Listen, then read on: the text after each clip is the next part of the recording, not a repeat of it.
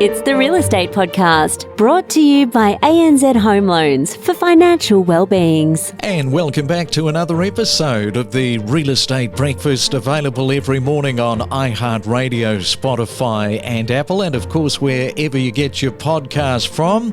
Well, the weekend, it is nearly here. Here we are on a Friday morning, the 27th day for July, and we will have a look at the weather in just a moment around the country to see what is playing across the skies in your city very shortly. And good luck if you are negotiating a property deal today, or if you are getting ready tomorrow to hit the ground running, looking at those open homes. And talking of open homes, in a society these days when good manners sometimes is hard to find, if we only treated each other the same way we do at open homes, the world would be a much better place. What do you reckon? Have you ever noticed how nice people are at an open home? Very polite, so accommodating, respectful and friendly. Open homes, funnily enough, show us the better side of ourselves. And then you get the auctions and we are out for ourselves. All right, let's go to Anthony Landahl, the Managing Director of Equilibria Finance. And good morning to you, Anthony. What do you reckon about that and those auctions? Do you reckon we're pretty well behaved? G'day, Craig. Great to be here. Yeah, some interesting points. I can't really disagree, mate. It's all pretty polite when we're having a look at the properties, and it's on for young and old, whether it's at auction or trying to secure it. So, yeah, some interesting observations to kick off. I like the open homes for that reason, just because people are just so warm and accommodating.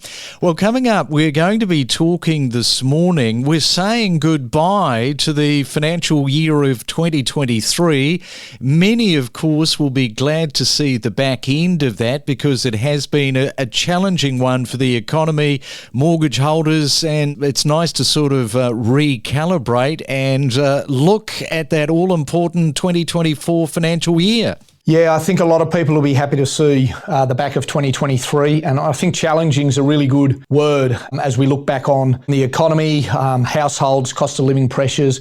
And look, I don't think we're out of the woods yet, but I think a lot of us are happy to see 2023 behind us. Yep, for sure. All right, well, we'll come back and we'll have a look at perhaps what we're in for in the first 6 months of the financial 2024 year. We are more than just a real estate podcast. We cover a multitude of subjects, including property data, current buyer-seller sentiment, and the mood of the market.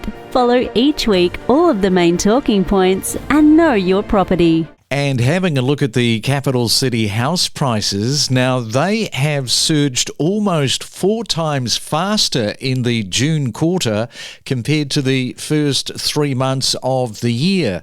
Domain's house price report reveals that Australia's housing market recovery has gained momentum. Yes, plenty of momentum it seems, with the national median house price rising by 2.7% in 3 months to just over 1,049,000. In fact, every capital city except for Canberra has witnessed an increase in median house prices. And house prices have risen for 2 consecutive quarters, recovering approximately $35,000 of the $60,000 lost in 2022. And the national unit price rose by 2.6% to just a fraction under $609,000. Now, that is a significant contrast to the previous quarter, where the unit prices fell by 0.4%. So it's all tracking at the moment in one direction. And if you're celebrating your birthday, that is heading up for today, for July the 28th. If you are are a year older, happy birthday. And if you follow Garfield, I see that Jim Davis, the American cartoonist, the creator of Garfield, he's celebrating a birthday today.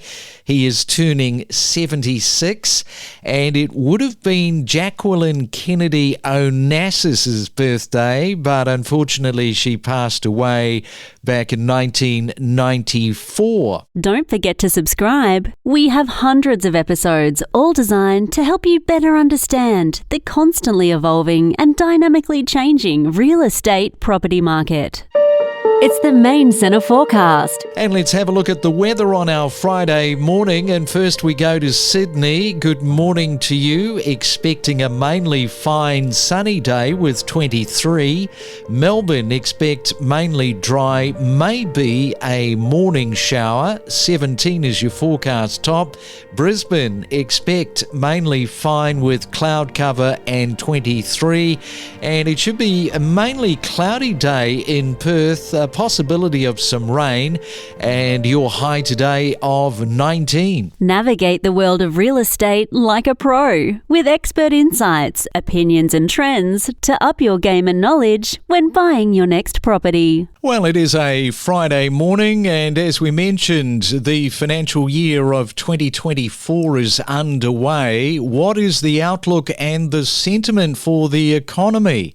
The residential housing market and the commercial property market is something that we're going to look at this morning, and providing his normal commentary is Anthony Landahl, the Managing Director and Mortgage Broker at Equilibria Finance. And Anthony, simply put, how did you find the financial 2023 year ending up? Yeah, g'day Craig. Fantastic to be here again, mate. And I think it's a good opportunity to reflect. And I think for a lot of households, small businesses, the economy in general, it really was a challenging year. And we end up with a little bit of a potpourri, I guess, of economic data. We've got a very, very tight employment market in the low threes. We've got a cash rate that's risen 12 times since May 2022. It's risen to 4.1%, so it's risen 4%. We've got an inflation that is still a little bit higher than what we'd like. It peaked at 7.8% in December. It's down to 7% at the end of the March quarter. We had the inflationary data out yesterday for early 24, 6%, still well above RBA's target. And we've got a housing market that's growing again. So it's really a mixed data set, a challenging 12 months we can all put behind us now. Yes, let's put it behind us. So let's look at the economic outlook for the first 6 months of the financial year as we start to head, dare I say, towards the end of 2023, because August is nearly here. August is nearly here. We're moving into the new financial year. And I think the last 12 months has very much been shaped by monetary policy and inflation, and they're by their very nature tied together. And I think, to be honest, this next 6 months of the new financial year are similarly going to be very much shaped by what's happening with inflation. Are we getting on top of inflation? And what else are we going to see from a monetary policy perspective? Some of the monetary policy is still to flow through. I read some interesting data that about 75 basis points of the hikes that the RBA have delivered are yet to flow through to mortgage repayments. People still have redraw. People still have savings buffers. We're coming into the new financial year with inflation still twice as much as the RBA's target, even though consumption is starting to slow. So I think the next 6 months, there's a little bit more pain ahead. I think there's going to be a cautionary tale for households facing a lot of cost of living pressures. And small business sentiment has just started to turn where their sentiment's starting to lag a little bit. Some of these slowing on consumption is starting to flow through to small business and decisions they're making. We might start seeing unemployment rise as well from these really tight employment markets. Yeah, some great comments. And each housing market around Australia, as we know, has its own trends, has its own speed of the market as well, and fundamental influences. So what is the Anthony Landahl insight this morning into what is happening out there nationally? Yeah, it's an unusual situation in the housing market. We've got a situation of rising rates, and we've had a situation of very rapid rising rates, but we've actually got a situation where the housing market dropped and it bottomed out around about January, February 23, and we're seeing growth nationally. We've seen growth nationally of about 4 to 4.5% on average. Now that's happening because of the fundamentals of supply and demand. We're seeing concentration competition in certain areas, and we're seeing very tight supply. We're also seeing immigration numbers that we haven't seen for 20 odd years, with our immigration growing by some 400,000 net over the next 12 months. So the housing market, despite cost of living pressures, inflationary pressures, challenges with capacity and funding, is actually back growing. Now, that's led by the Sydney market. Its growth for the last 6 months has been over 5%. Melbourne and Brisbane's around about 1%.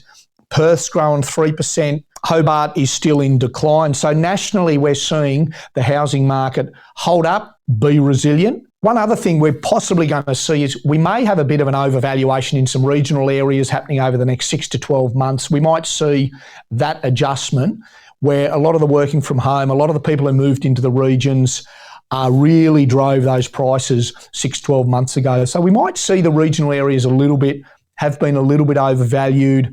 Time will tell on that front. But residential property market's still strong. We have got some investors offloading, but it's back growing. Yeah, and that is the residential market. But right now, let's look at the commercial property sector. This is such a big space, which people are diversifying to include commercial property into their portfolio. So we know that there's a lot of it out there. A lot of mum and dad type of investors also get into the commercial property space. What is the pulse of this market for navigating economic uncertainty and rising rates? Yeah, the commercial property sector is really quite a split market at the moment. There's diverse activity going on in different sectors. The overall commercial market is being largely weighed down by falling sentiment in the office markets. We've got low yields, we've got lowish capital growth and low sentiment around future capital growth, particularly around the CBD office markets as businesses still adjust to the post-COVID times. And we've got strong incentives trying to get people back into some of these office spaces that might be downsized, might be getting split up. On the flip side, we've got some of the areas like the industrial sector where we've got strong demand for logistics and warehousing. It's got a very strong outlook in front of it. In fact, there's a shortage of industrial properties in that sector. So we've got a bit of a supply and demand issue on the industrial front. The retail front, it has been fairly solid, interestingly enough, but sentiment's starting to wane as some of these cost of living pressures flow through to the economy. We're starting to see some challenges with funding for new developments. Funding's getting harder to come by for some of the greenfield developments in commercial office space, particularly around some of the warehousing and storage supply that's needed in the economy where their main demand is. All right, so a lot of great information there, particularly about the commercial space. It is a little bit uncertain in some of the different category classes, but we will watch that particularly over the next 4 to 6 months. All right, and on Tuesday we will be catching up again with that announcement from the RBA in terms of what they are planning to do for August. Yeah, we'll catch up on Tuesday with a lot of people holding their breath to wait and see what the RBA governor does on that day. Don't navigate the real estate market alone. Let us help guide you in the world of real estate every day. Make better informed decisions with the latest news and insights. Not many sites are feasible to develop at the moment. So we have seen developers sitting on their hands for some time, but also from our boots on the ground perspective, we are starting to see a little bit more appetite for development sites that we've been looking at. So if new listings are rising, but total listings are falling, that basically means that for every new listing added to the market, there's more than one sale happening. Moffat Beach is like close to everything. So people are wanting to move to Moffat Beach just because of the lifestyle, and people clock off at 3 o'clock in the afternoon. There's brand new house and land packages still coming onto the market in the high 5s, low 6s. We connect you to the best real estate information across Australia. The Real Estate Podcast.